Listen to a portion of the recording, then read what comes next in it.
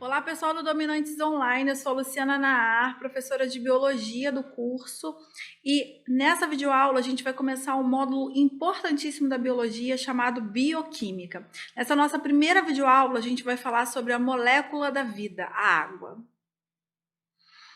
Nós temos no nosso corpo de 70 a 90% de água, e se a gente chega a perder até 20% dessa porcentagem, a gente pode até morrer. Então, perda de 20% já leva à morte. Função da água: solvente universal, transporte de substâncias, regulação térmica, fotossíntese e participação em reações químicas. Essas 5 funções são funções primordiais para qualquer célula na sua fisiologia. Então, por isso, a água é considerada tão importante. Na verdade, ela participa das reações fisiológicas dentro da célula mais importantes que a gente tem. A estrutura molecular da água ela é composta por 2 átomos de hidrogênio ligados a um átomo de oxigênio. Essa combinação de oxigênio com hidrogênio faz com que as moléculas de água elas ganhem uma forma angular. E por isso elas também são caracterizadas como moléculas polarizadas. O que significa ser polarizado? Na verdade, elas são dotadas de uma fraca carga positiva no lado dos hidrogênios e uma fraca carga negativa do outro lado. Graças à forma angular que a água apresenta, parte dessa molécula ganha, então, um caráter negativo e parte ganha um caráter positivo. Por isso que a gente fala que a molécula de água, então, é polar. Mas vale lembrar, ela é polar graças à forma angular que ela adquire entre os átomos de hidrogênio e oxigênio da sua molécula. Por que é importante a gente compreender a forma molecular da água e como ela se comporta espacialmente? Porque as propriedades físico-químicas que a água apresenta, em partes, é graças a essa característica polar. Por exemplo, eu acabei de conversar com vocês que uma das funções da água é ser o solvente universal. E ela só é solvente universal porque ela tem esse caráter angular, porque ela tem esse lado positivo e negativo na sua molécula. Então, na verdade, o que significa falar que ela é um solvente universal? Solvente universal significa com capacidade de dissolver toda e qualquer molécula. A gente sabe que a água, por exemplo, não dissolve o óleo. E então, falar que a água é uma molécula universal, um solvente universal, isso não é uma verdade absoluta. Mas ela é considerada solvente universal porque é muito abundante na Terra e é capaz de dissolver grande parte das substâncias polares conhecidas. E no nosso mundo biológico, vale a pena lembrar que a gente está falando da água no meio biológico, ou seja, a água intracelular. A gente tem que conversar sobre o fato de que a maioria das moléculas dentro da célula serem de caráter polar. Então, você ter uma substância que dissolva as características, as moléculas polares, isso vai ser de suma importância. Por isso que a água é considerada, então, um solvente universal, embora ela não dissolva todas as moléculas existentes na natureza.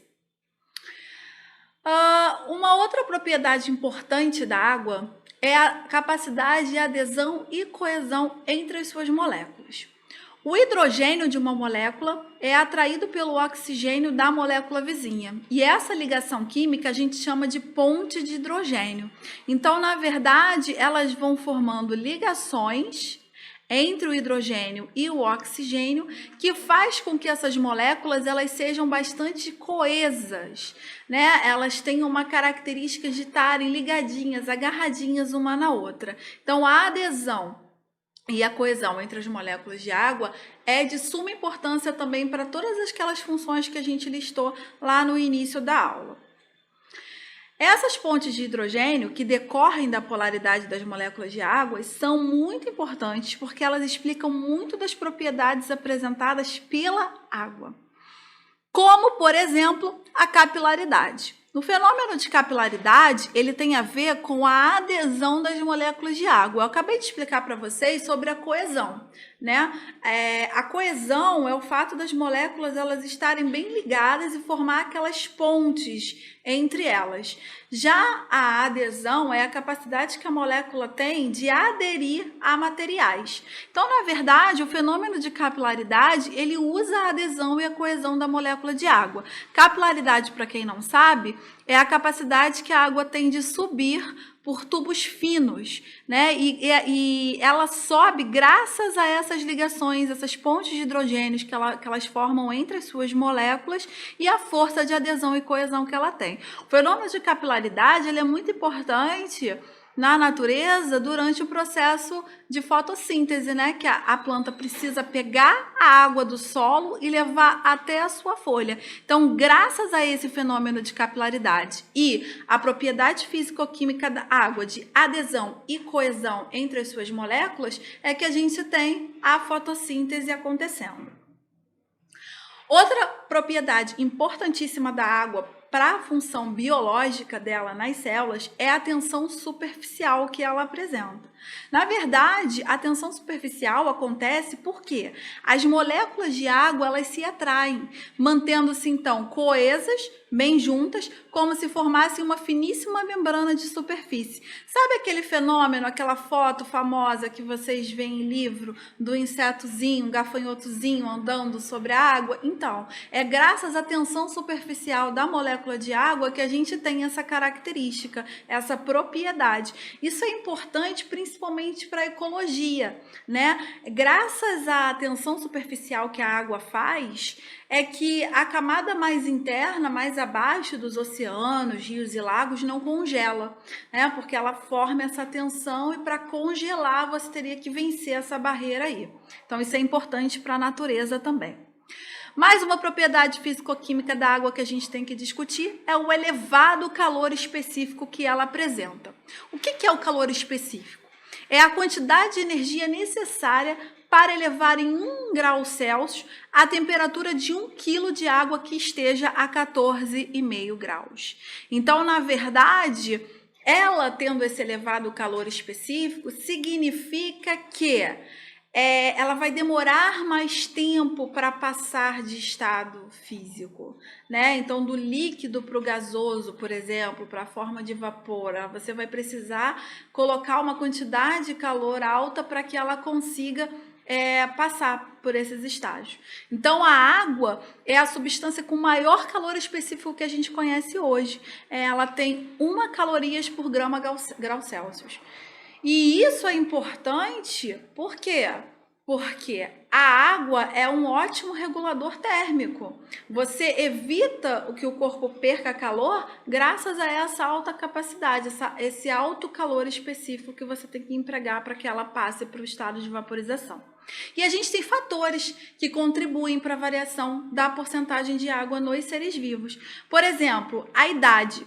Indivíduos jovens possuem uma quantidade de água nos tecidos, maior quantidade de água nos tecidos do que os indivíduos idosos. Então, conforme você vai avançando na idade, você vai perdendo aquela porcentagem que eu disse para vocês que era entre 70 e 90. Então, se você é um jovem que tem uns 80% de água no corpo, conforme você vai envelhecendo, você não tem mais aqueles 80%. Você cai para uns 75, 70%. Por isso que a gente tem aquela variação entre 70 a 90% de água, que eu mostrei lá no iniciozinho da aula. A atividade metabólica também é influenciada de acordo com a quantidade de água. Quanto mais ativo é o tecido, mais água ele requer na sua composição. Então, por exemplo, eu vou mostrar daqui a pouco um slide em que a gente vai ver que o cérebro tem uma quantidade X de água e que os ossos têm outra. Por quê? O cérebro é um órgão que está em intensa atividade, o músculo é um órgão que está em intensa atividade, o coração, né? Já o osso, ele tem uma porção inorgânica. Então, é uma porção que não tem essa atividade tão intensa quanto o cérebro, por isso ele precisa de uma quantidade de água menor. E a espécie também varia de acordo com a quantidade de água. certas espécies, elas apresentam, na verdade, muito mais água do que outras. Por exemplo, as que vivem na água. A própria água viva, que eu vou mostrar daqui a pouquinho para vocês, ela chega a ter, algumas espécies chegam até 99% do corpo somente feito de água. Então, é um fator que também é relacionado com a quantidade de água no corpo. Então, olha só, como eu disse para vocês, alguns exemplos. O cérebro humano, por exemplo, 78% feito de água. O músculo, que também é um órgão que está em intensa atividade, tem 75%. E os ossos apresentam apenas 40% de água. E existem também variações com relação à espécie, como eu disse para vocês. Então, olha lá, água viva, aproximadamente 98%, dependendo da espécie, como eu disse, chega a ter até 99%.